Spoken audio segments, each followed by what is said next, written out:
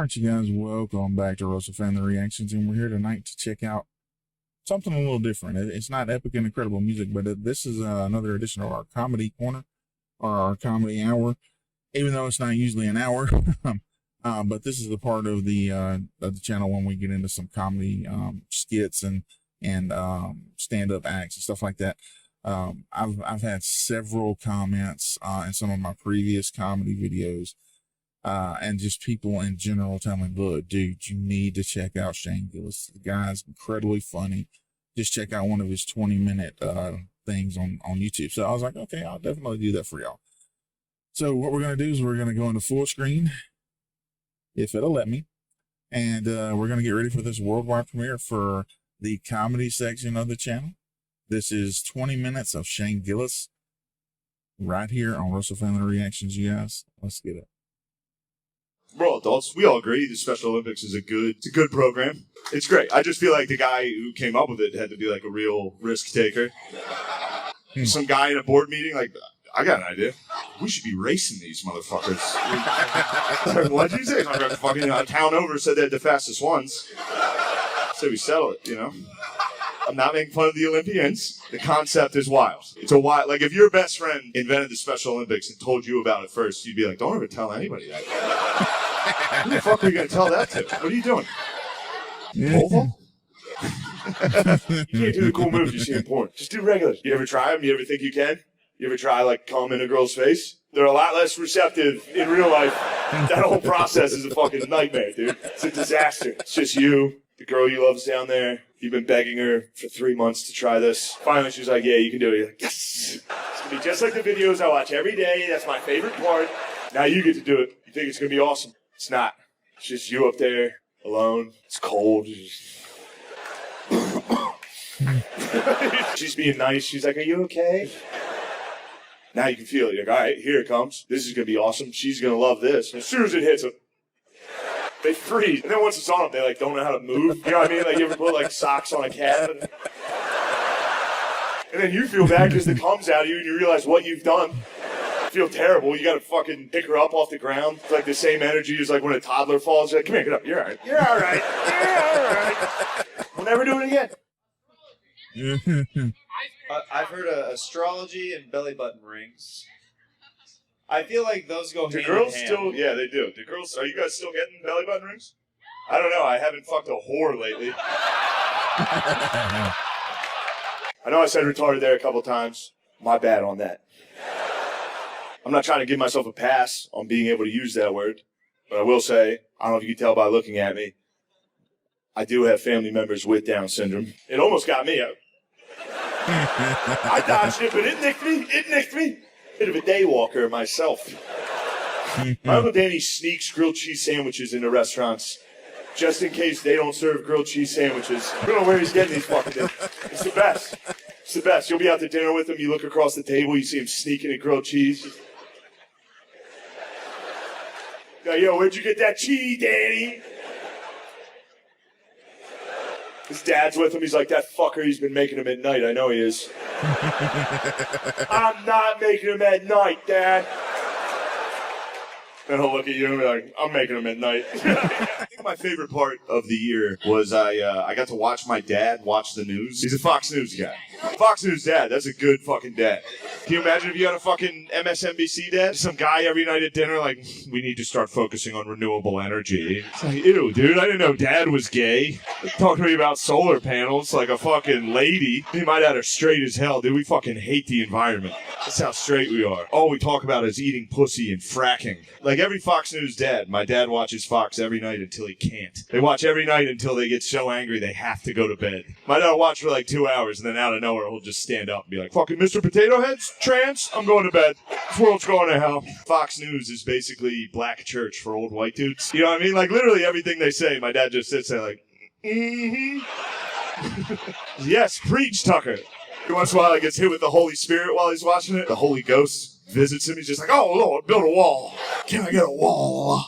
White people used to be cool in America. The height of white people being cool was us going like, man. That was as cool as we got. We're like, man, see? And then the day white people stopped being cool was Jackie Robinson's first game. You can look it up, dude. You can find it. You can find the radio call from that game online. You can hear the exact moment white people stop being cool. You can hear the announcers. They still got, they're like, man, welcome to Chicago where the White Sox take on the Brooklyn Dodgers. We all had cool white nicknames. Like, up at the mound is Old Curly. He's a 47-year-old alcoholic. He's the greatest athlete alive. Runs a 6-second 40-yard dash. Fastest man alive, they say. Then it happened, dude. And Jackie came up to the plate. You can hear the announcers like, meh. Coming up to the plate is a young colored boy from Brooklyn. No way he can hit Curly's pitch. Here comes the pitch. Fuck, home run. All right. Jackie hit the ball so hard he knocked that voice out of all the whites. Not one of us has talked like that since. Dude, one swing of the bat. We're like, meh. All right, yeah, that was pretty good. That was good. It's time for us to focus on computers. Autistic kids, they're like cats. A little skittish. You're not sure if they like you at all. Down syndrome are dogs. They're the dogs, dude. You get home from somewhere, they're like, where the f*** have you been, dude? I got so much to show you. This is going to be the best day. Ask a Down syndrome kid, do you want to go for a walk? Like, yeah. Like, throw a ball. I'll get on Twitter, and the first tweet I see will be someone from back home that's just like, fucking Colin Kaepernick better stand up. Like this tweet if you support the police. Share it if you're not gay. All right, I'm fucking share it. And then the next post is just one of my new woke white friends that's just like, I'm not racist. That's it.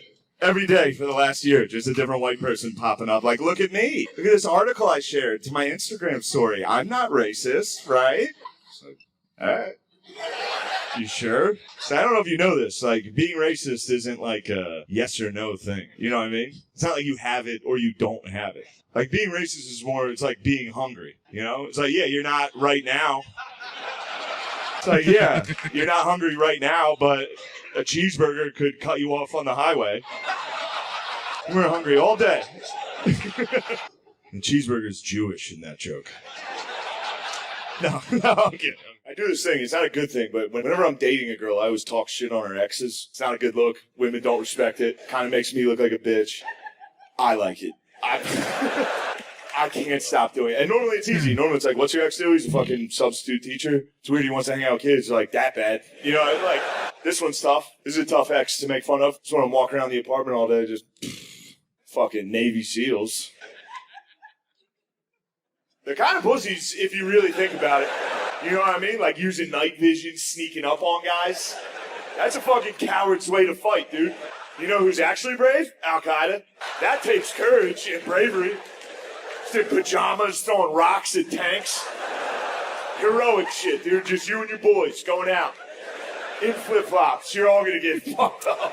For real, though, it was my favorite speech I've ever seen a president give. It was the night the United States killed the leader of ISIS, Trump. Comes out of the Situation Room at like midnight and gives a press conference like he's giving a post-game NBA just killed a guy press conference. He goes, Abu Bakr al-Baghdadi is dead. He died like a dog. And I didn't change one word of that. That's what he opened with. And then he did 40 minutes. The speech is 40 minutes for no reason. It wasn't a prepared speech. He freestyled 40 straight. Not even a speech, just mean shit talk for 40. The meanest shit talk you've ever heard in front of the whole world. Abu, we can hear him crying. I said, Abu, don't cry. Abu, let me tell you something. Abu cried. He cried quite a bit. I wouldn't have cried. Crybaby Baghdadi, that's what we were all calling it. Like, as big as racism is in America, football. There's a Disney movie, Remember the Titans, dedicated to what I just told you. The whole point of that, dude, that was one high school football season. Remember the Titans was like, it was 8 weeks. That whole town went from like centuries of like, don't let them in our school, to just like, oh shit, the high school team's 4-0. Those are my brothers. The point I'm trying to make is if you want to get rights in America, you just got to put together a good football team. You know what I mean? If the transgenders got together and put together just a fucking hard-nosed, run it down your throat ball club. If the transgenders 3 yards in a cloud of dust of transgenders.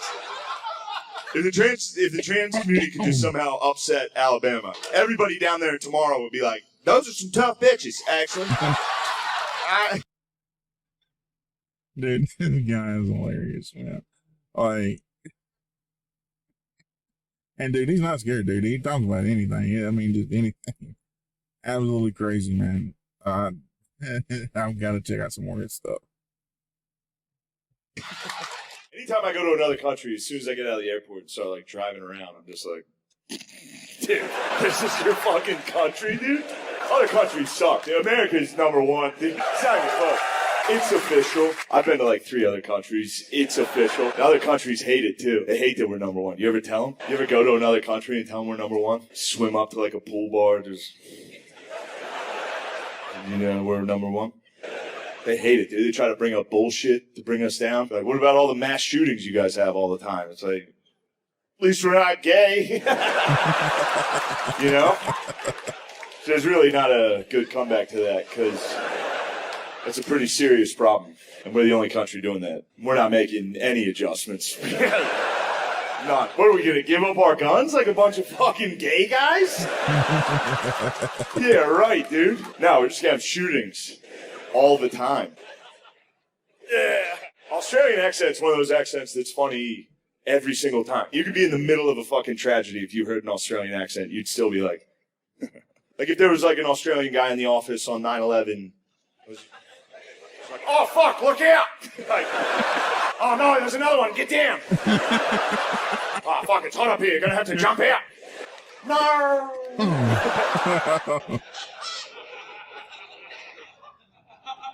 Everybody, I was thinking about the first time like Congress had to come up with age of consent. That had to be like the powdered wigs and stuff. That had to be a rough day for the fellas.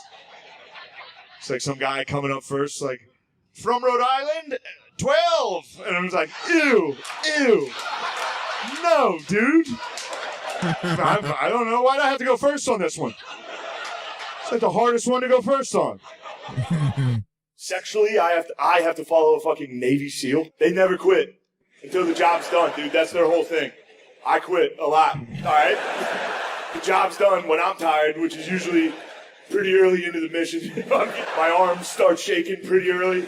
They give out. Next thing you know, we're having belly-to-belly missionary. Just hunched over, breathing in her ear like a pug for 5 minutes.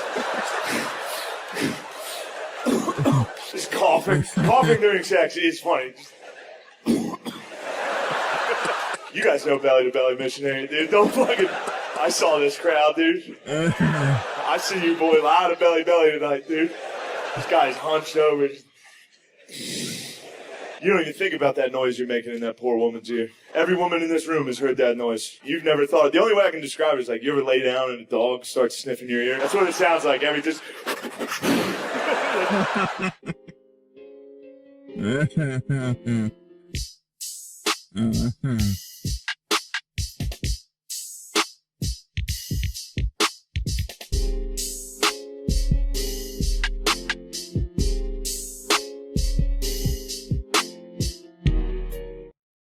The gayer the army, the scarier. Forever, dude, throughout history. Think of any army throughout history. Imagine them gay. Gay Nazis? Just when you thought those guys couldn't look any sharper. Gay Vikings? Gay Vikings, dude. You're just some villager looking out on the shoreline, see a bunch of Viking longships coming. You're like, oh no, it's the Vikings. They're going to rape our wives and daughters. Then they pull up their fucking rainbow flag on their boat. And you're just like, oh, fuck. Oh, that's way worse. My roommate, his girlfriend played college volleyball. So I'm very excited to like shit on volleyball whenever I can. So I get in there and I was like, yo, volleyball is fucking, that's a weird culture. Get them fucking shorts. Get them gym shorts. Dude. The shorts they're wearing is gross. And she was like, no, we need those shorts for speed on the court. And I was like, I know that's not true. I watch the NBA. None of you are moving as fast as like a ref. And those guys are wearing like slacks, dress shoes for some reason. She was like, no, we need those shorts. The tight shorts, they're essential. She compared them to like a helmet in football. I was like, I know they're not essential because I Googled the Special Olympics volleyball team. All of a sudden, those shorts weren't so essential for them. What's that about? How baggy do you think they look like the fucking N1 mixtape out there? Offensively baggy is how I would describe all of their attires.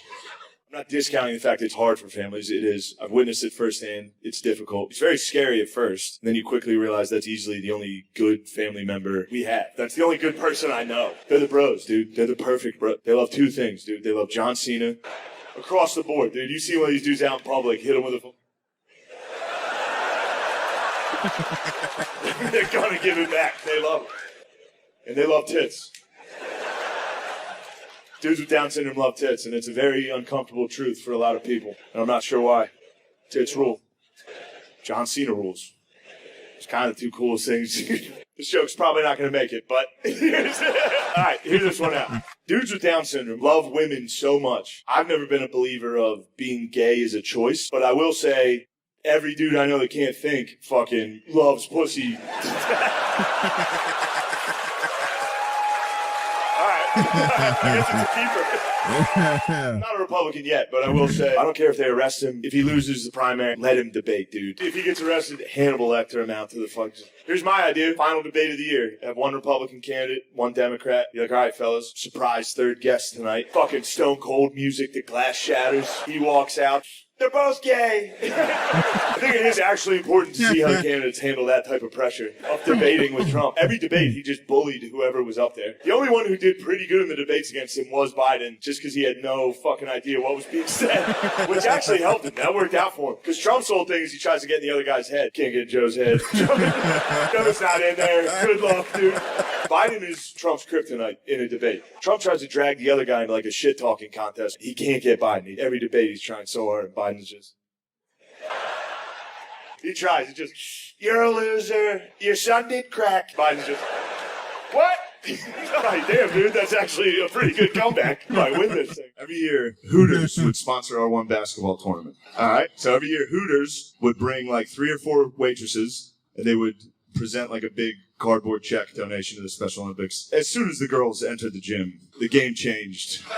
Entirely, dude. It went from like hugs and sportsmanship to just like dudes got competitive, like very competitive, fucking ripping down rebounds, just hitting layups.